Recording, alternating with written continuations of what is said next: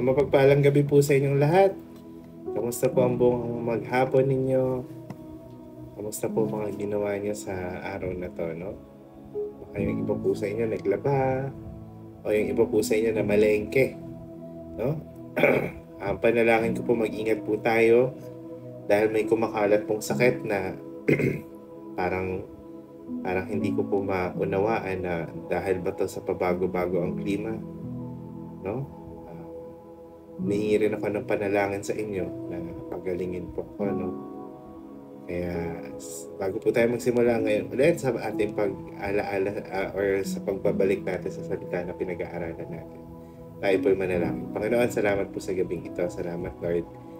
Nagtapat po kayo sa maghapon sa amin, Panginoon. Hindi niyo po kami iniwanan, hindi niyo po kami pinabayaan, Panginoon. Pinotektahan niyo po kami sa maghapon.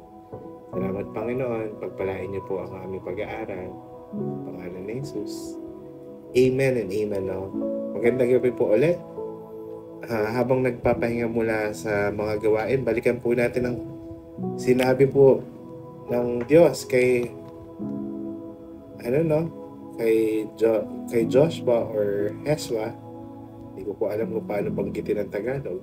Sabi niya po dito, alalahanin mo palagi ang bilin ko sa iyo, magpakatatag ka, magpakatapang, huwag kang matakot, kaya okay manghina.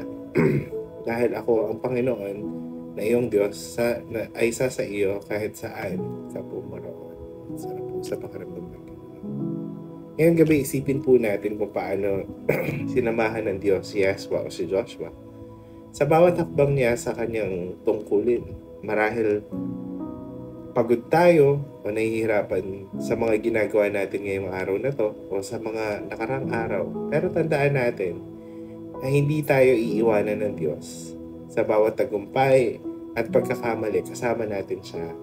Gusto niya tayong magpatuloy at tumayo at magtiwala sa Kanya kahit sa ano pa mang ating mga sitwasyon, di ba?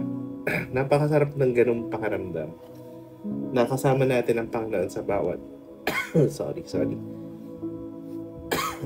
sa bawat sitwasyon ng ating buhay.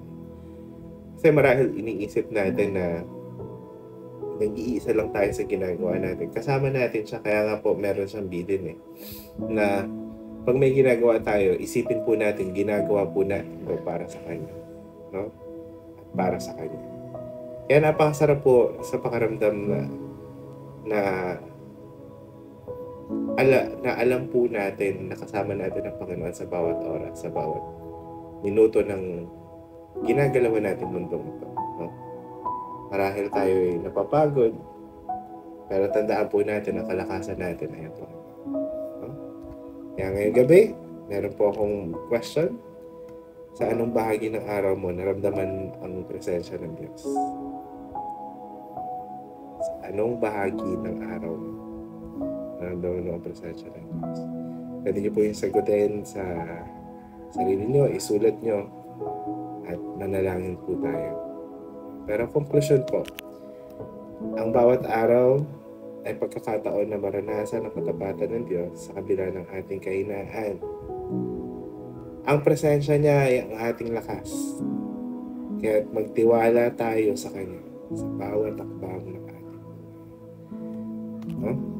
Kaya worthy po talaga ng pasalamatan natin ang Panginoon sa bawat araw. Na kung nararamdaman man natin ang presensya niya o hindi, worthy pa rin siyang purihin. No? Manalangin po tayo.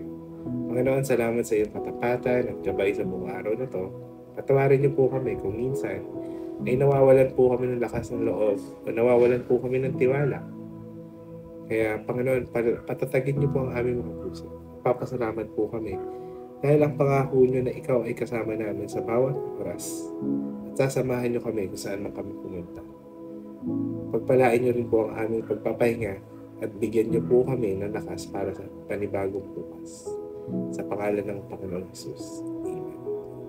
Maraming salamat po sa pakikinig. Kita-kita.